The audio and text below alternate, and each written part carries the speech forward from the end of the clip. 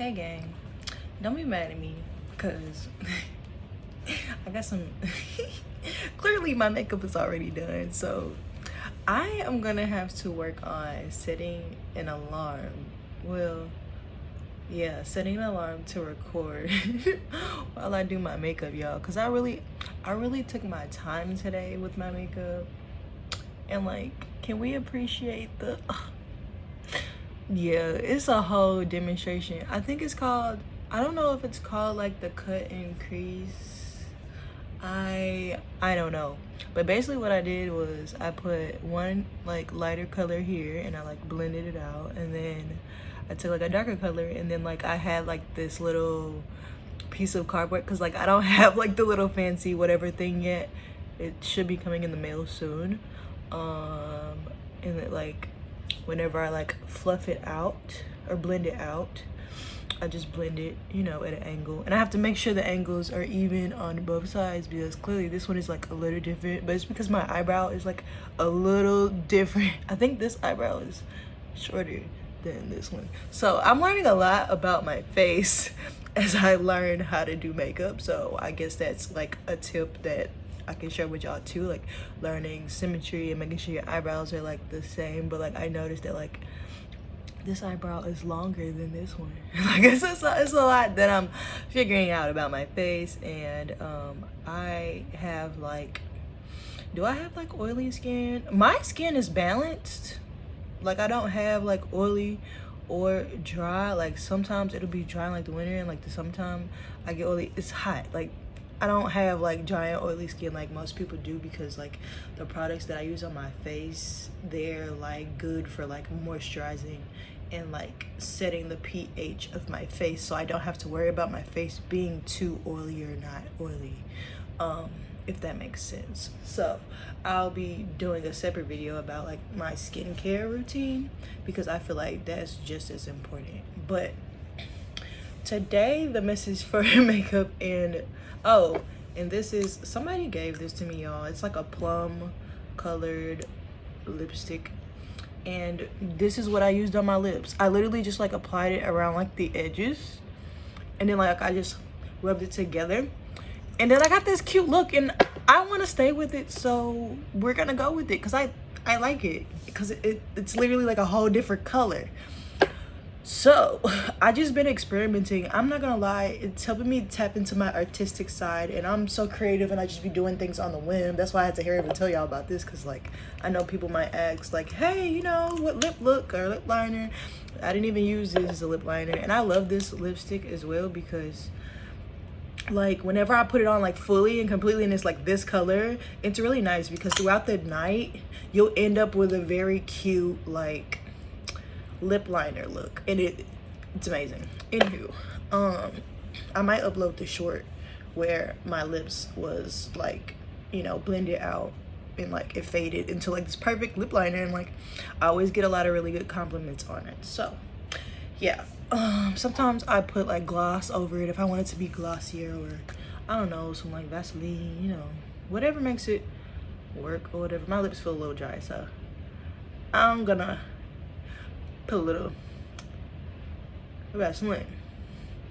So anywho, we're gonna talk about, I know I made a video about boundaries, but like a lot of people really don't realize how programmed our minds are, and I talked about reprogramming the mind, and you have to just keep enforcing your boundaries every single time, because sometimes we forget because we're so used to doing certain things. Like we're so used to going out with our friends last minute and not having a schedule, and you know, looking out for ourselves first. And when you're just starting on that journey, nobody really talks about like the reverting back to old habits. And I found myself, because like I was vegan for a while, and I found myself reverting back because of the environment that I was in, back to eating meat. So I set this rule where I'm only going to eat vegan when I'm at home strictly, and when I go out I'll try to eat vegan slash vegetarian until I can transition all the way back. I mean, I could do a cold turkey, it's not a big deal. I've been vegan for a while, so Like when you see yourself like reverting back to old habits, just learn how to take breaks, you know, because breaks are always healthy. And I say all that to say you could take breaks with, you know, certain eating habits that aren't working for you and implement some new ones and then take a break from that. Like you have to like implement this great balance in your life and just do the dance. Do the dance that works for you. That's literally what I do, and I'm just telling y'all because this is something that I had to learn. It wasn't taught to me. Uh, and I feel like those are the best teachers when you learn it yourself. But basically, I don't know. I'm just in a place in my life where I'm just really peaceful. I don't allow a lot of things that I used to get to me because I realized that like I am in control of my emotions. Why would I let something outside of me control me? And once I really realized that, I really calmed down, y'all. Like I really did. Like I'm usually really loud and like I don't know. I'm just usually really excited, but I realized that I'm in this like law of conservation of energy type of thing. And so I'm just conserving my energy a lot more and moving a lot more peacefully and doing what I want to do. Like, say for instance, like in different trajectories of your life, like your dating life, like you can find yourself reverting back to old habits. Like, say if you find somebody you really, really like and they, what do you call that? They, you know, ask you out on a date or whatever. So you're excited about the date, blah, blah, blah. And they ask, hey, is it okay if I come pick you up? Or, did you want to meet there or whatever? Or, you know, sometimes they literally won't even ask. Or it's hard for them to set the date and stuff like that. And if they don't set the date with you, honestly, on the day of, I would really cut them off because it just shows that they're really just trying to take you on a last minute date. And that's just not, you know, everybody's standards is different, obviously. Mine might seem outrageous to some, but okay to some as well. And that's okay. We all have different standards. We're all different people. We all come from different walks of life, and that's okay. Just take what works for you on my page and let it fly like a butterfly.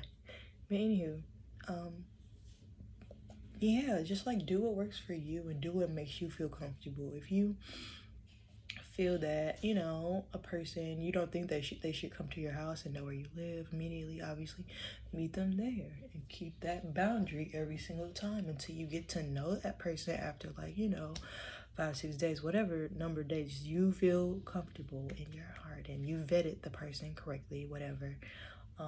For your, it's really for your safety. When you put your safety first, people put you on this pedestal because people will value that. They'll be like, oh, you know, so, and the thing is, your boundaries and standards will let people know subconsciously how to handle you. And I feel like a lot of people get tricked up with that because like they think that like, oh, we gotta play games, we gotta do this, we gotta say this and say that. It's not really like that. It's just, it seems weird and out of whack because we're speaking to someone's subconscious mind. So yes, it's not gonna make sense to say that, hey, I want to meet you there instead of letting them take you or whatever, or like staying on a date past your curfew, etc. And just not having a curfew and having no boundaries, just like being out with people for like as long as they want to have you. Like that sends a subconscious mind message that, oh, this person, you know, it's not going to show on the outside. They're not going to say it, but you're programming that person how to love you, how to handle you, how to react to you. And I feel like a lot of people don't really realize that. They're like, oh, it doesn't make sense, or oh, I don't understand why you know, we have to like jump through hoops and play these mind games. Yes, we do have to technically play mind games because we're talking to someone else's subconscious mind on how to treat us. So, yes, you have to have those high standards to get what you want out of life. And if you want to be treated like a queen, you have to literally speak to that person's subconscious mind, whether it's a parent, whether it's a friend, whether it's you know, someone that you're on a date with. It really doesn't matter who it is. You have to learn how to speak the language of the subconscious mind. And so these little mind games that you think are mind games really aren't mind games. You're just speaking to someone's subconscious mind to program them to act the way that you would want them to see you as and to treat you as, if that makes sense. So yeah, I hope you guys enjoyed this video, and I hope you guys enjoyed this makeup look, because I really did take my time and I'm really upset. I'm sorry guys. Next time I'm really gonna record it and I'm gonna do it exactly how I did this. I might upload it. You know what I'm gonna do for y'all? I am going to just record the video, and yeah, I'm just gonna record it again probably tomorrow or another day when I do makeup, and just upload it for y'all so y'all can at least just see the look that I did, and I'll just upload it like, you know, here's the look, y'all. So I'll do that for y'all, because I know there's some people that watch my channel and y'all want to see how I got this look, because if we're new to makeup and we're trying to become a makeup girly, it can be scary, because it's a lot. But when you really tap into your artistic side and start to have fun with it, you really start to enjoy it. Like, it's literally became a hobby for me. Like, it literally makes my day. Even when I'm not feeling good, as soon as I go and I do my makeup and I just like tap into like this inner child artistic side of me, that and I realized that, like, oh, you know, I remember my mother, she asked, like, hey, have you been drawing lately and stuff like that? Are you still into art? And I was like, well, you know what? I started doing my makeup, and, like, I feel like that's tapping into my artistic side, and I'm really naturally good at it. And, like, it's just, makeup doesn't have to be this, oh, high value woman. No, it's literally me tapping into, like, the inner child that wants to play in crayons all day. Like, it just it makes me so happy. It really does. Like, I didn't even know that this would, you know. So if you're on the verge of, you know, trying to become a makeup girly or whatever, like, just try it out for like a month and see how you feel, because like it really is like an art to it, a beauty to it, and it's fun. Like, it really is. I really didn't understand it before, but now I get it. It's like some things you just have to, what do you call it? You can't knock it until you try it, and that is true every single time. So it's either you like it or you don't like it, and that's okay. Some things are just not for everybody. So I hope you guys enjoyed this video. I'll talk to you guys later.